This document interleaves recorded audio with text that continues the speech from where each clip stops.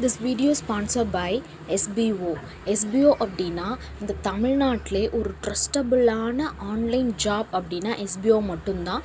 யாராக இருந்தாலும் தைரியமாக வந்து என்னன்னா இந்த ஜாப்பில் வந்து என்னது அப்படின்னா ஜாயின் பண்ணலாம். ஸ்கிப் பண்ணாதீங்க, பெரிய தப்பு. தினம் 300 ரூபாய் சம்பாதிக்க அரிய வாய்ப்பு. இன்ஸ்டாகிராம், ஃபேஸ்புக் பயன்படுத்த தெரிந்தால் போதும் content post and content publishing மூலமா தினம் 300 ரூபாய் சம்பாதிக்கலாம். இந்த வேலை செய்ய 5 நிமிடம் போதும். Work training support, group communication support, all language customer live chat support, முக்கியமா சொந்தமா ஒரு பிசினஸ் ஸ்டார்ட் பண்ற அளவுக்கு உங்களால கற்றுக்கொள்ளவும் முடியும், சம்பாதிக்கவும் முடியும். இந்த வேலை வாய்ப்பு வழங்குவது 5 வருடத்திற்கு மேல ரன் ஆகிட்டு இருக்க நம்ம தமிழ்நாட்டு company school of business organisation private limited. மேலும் விவரங்களுக்கு டிஸ்கிரிப்ஷன்ல கொடுத்திருக்க நம்பருக்கு வாட்ஸ்அப் பண்ணுங்க. நம்ம இப்போ என்ன டிஷ் பார்க்க போகிறோம் அப்படின்னா சத்து மாவில் கூழ் எப்படி செய்கிறது அப்படின்றத வந்து பார்ப்போம். இதுக்கு என்னென்ன தேவை அப்படின்னா நான் 1 கப் வந்து சத்து மாவு எடுத்திருக்கேன். அப்புறம் ஏலக்காய், சுக்கு தட்டி வச்சுருக்கேன்.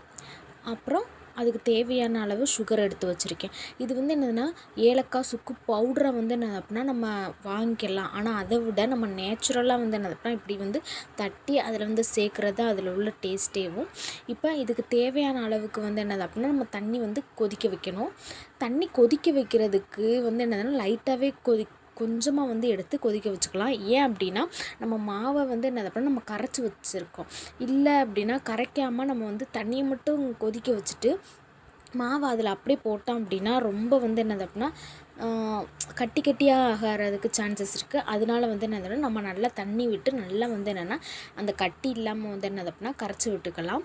அப்போ தான் வந்து என்னது அப்படின்னா அந்த சுடுதண்ணீரை போடும்போது கட்டி விழுகாமல் வந்து என்னென்னா நம்மளுக்கு வந்து லிக்யூடாக வந்து என்னென்னா கூழ் வந்து கிடைக்கும். இப்போ நம்ம லிக்யூடாக கரைச்சி வச்சாச்சு. இப்போ நம்ம தண்ணியை வந்து கொதிக்க வச்சிடலாம். தண்ணி கொதித்ததுக்கப்புறம் வந்து என்னது அப்படின்னா என்னென்ன வந்து நம்ம வந்து ஆட் பண்ணலாம் அப்படின்றத வந்து பார்க்கலாம். நல்லா தண்ணி வந்து கொதித்து வந்துருச்சு. இப்போ நம்ம தட்டி வச்சுருக்க சுக்கும் ஏலக்காவும் வந்து என்னது அப்படின்னா அதில் வந்து போட்டுடலாம். அதோடு சேர்த்து வந்து என்னென்னா எடுத்து வச்சுருக்க சுகரை வந்து என்னென்னா ஆட் பண்ணிக்கலாம். இந்த இது வந்து என்னதுன்னா ஆட் பண்ணி நல்லா வந்து என்னதுன்னா அது கொதித்து அது வந்து கரையட்டும். கரைஞ்சதுக்கப்புறம் நம்ம வந்து கரைச்சி வச்சுருக்க அந்த மாவை வந்து என்னதுன்னா இதில் வந்து ஆட் பண்ணிக்கலாம். இது வந்து என்னது அப்படின்னா நம்ம இந்த கூழ் வந்து என்னென்னா பச்சையாக வந்து என்ன பச்சை ஸ்மெல் போகிற வரையும் வந்து என்னென்னா நல்லா கொதிச்சிருச்சுனாலே வந்து என்னென்னா அவ்வளோதான். அந்த கூழோட டேஸ்ட் வந்து அவ்வளோ இதாக இருக்கும். இதில் வேணும் அப்படின்னா வந்து என்னென்னா நம்ம தேங்காய் பூவும் ஆட் பண்ணிக்கலாம். தேங்காய் பூ வந்து ஆட் பண்ணோம் சில பேர்த்துக்கு வந்து என்னென்னா பிடிக்காது. அதனால் வந்து என்னென்னா நான் வந்து தேங்காய் பூ ஆட் பண்ணலை. வேணும்னா பண்ணிக்கலாம். அப்போ வந்து என்னென்னா இதோட டேஸ்ட்டு இந்த சத்து மாவோட டேஸ்ட் வந்து எப்படி இருக்கும் அப்படின்னா நம்ம வந்து பருத்திப்பால் சாப்பிட்றோம் பார்த்திங்களா, அதோட டேஸ்ட்டில் வந்து இருக்கும். அவ்வளோதான். நம்ம இதை வந்து போட்டு நல்லா கொதிச்சு வந்துருச்சு. இப்போ நம்ம கரைச்சி வச்சுருக்க அந்த மாவை வந்து என்னென்னா ஆட் பண்ணி நல்லா வந்து கரைச்சி விட்டுக்கலாம்.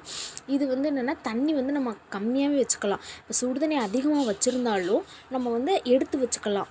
ஆனால் கொஞ்சம் நிறைய ஊற்றி வச்சிட்டோம் அப்படின்னா நம்மளுக்கு ரொம்ப தண்ணியாக போயிடும். அதனால தான் வந்து என்னென்னா கம்மியாக வச்சுக்கலாம். கம்மியாக வச்சுருக்கோம். இப்போ சுடு தண்ணியை வந்து நல்லா காய வச்சு எடுத்து வேணால் வச்சுக்கலாம். தேவையான அளவு ரொம்ப திக்காக இருந்துச்சு அப்படின்னா அடிஷ்னலில் வந்து அந்த ஆட் பண்ணிக்கலாம். இப்போ நம்ம நல்லா கிண்டி விட்டுட்டோம். இது வந்து என்னென்னா பச்சை ஸ்மெல் போகிற வரையும் என்னென்னா நல்லா கொதித்து வரட்டும். அது கொதித்து வரும்போதே அதோட ஸ்மெல்லை வச்சு நம்ம கண்டுபிடிச்சிடலாம் இந்த கூழ் வந்து ரெடி ஆயிடுச்சு அப்படின்றதுக்கு. ஒரு 10 நிமிஷத்துக்கு வந்து என்னென்னா அது சிம்லே வச்சு கொதிக்க விட்டுறலாம். கொதித்து வந்ததுக்கப்புறம் அவ்வளோதான். ஒரு டேஸ்டியான ஒரு ஹெல்த்தியான வந்து என்னது அப்படின்னா கூழ் வந்து என்னது அப்படின்னா ரெடி ஆயிரும். இந்த வீடியோ பிடிச்சிருந்தா லைக் பண்ணுங்கள், ஷேர் பண்ணுங்கள், கமெண்ட் பண்ணுங்கள். இது வேறு என்ன வீடியோ போடணுன்றதையும் கமெண்ட் பண்ணுங்கள். தேங்க்யூ.